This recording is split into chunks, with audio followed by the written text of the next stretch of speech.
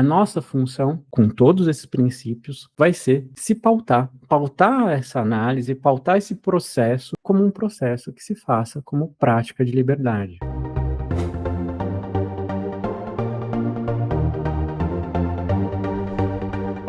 Em muitas situações, essas práticas institucionais, elas aprisionam as pessoas e elas são justamente o motivo do sofrimento das pessoas. E a gente não pode negar isso. E aí a gente tem uma coisa emblemática, que é a tal da cura gay, que por anos foi considerado a homossexualidade, o homossexualismo, ou as relações homoafetivas, elas foram consideradas uma doença pelo DSM, pelo Manual Diagnóstico e Estatístico de Doenças, né? Ela foi considerada como algo que deveria ser curado no campo da saúde. E é aqui que eu estou falando dessa dimensão moral ou moralista que a saúde pode ter e que as religiões têm. Então, a depender da religião com a qual a pessoa se identifique ou que ela queira, a qual ela queira responder, ela pode, por exemplo, ter uma orientação sexual homoafetiva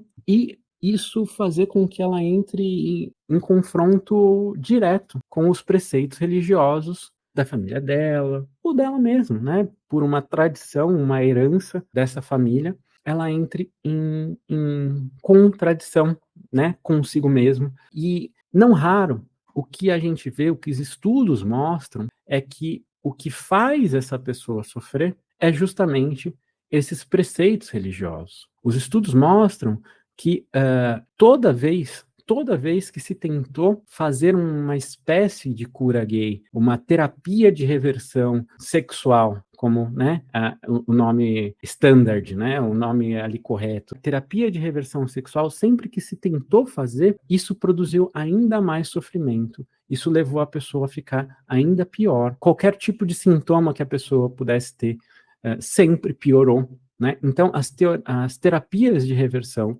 sexual, cientificamente, está comprovado que mais adoecem do que tratam. Então, nós, orientados por uma ética do cuidado, por uma clínica que é pautada para ser feita como prática de liberdade, né? Pensando que nós, na análise, temos uma função muito importante na relação com o paciente, para a sua melhora, para que aquele espaço seja verdadeiramente terapêutico, nós não devemos nos calar simplesmente, né?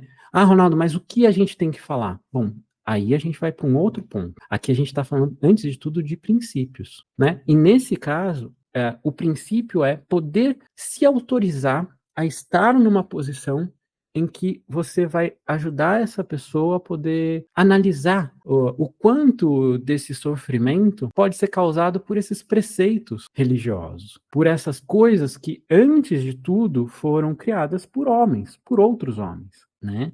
Ela poder pensar se não é possível viver uma vida ainda religiosa, ainda espiritual, ainda espiritualizada, né? Ou seja, cuidando da sua prática religiosa, da sua relação com o seu Deus, de um jeito que ela não precise sofrer tanto, de um jeito onde ela possa viver aquilo que a sufoca, a oprime de forma livre. A nossa função, com todos esses princípios, vai ser se pautar essa análise, pautar esse processo como um processo que se faça como prática de liberdade. Nando, mas o que eu digo? Aí a gente vai ter que pensar caso a caso. A gente vai ter que pensar mesmo. A gente vai ter que pensar a lapidação dessas palavras, né, a serem usadas. Quais palavras vamos usar? De que modo? Né? O que é melhor dizer antes? O que é melhor dizer depois? Como que a gente cuida para não ser um atropelo, para não ser uma disputa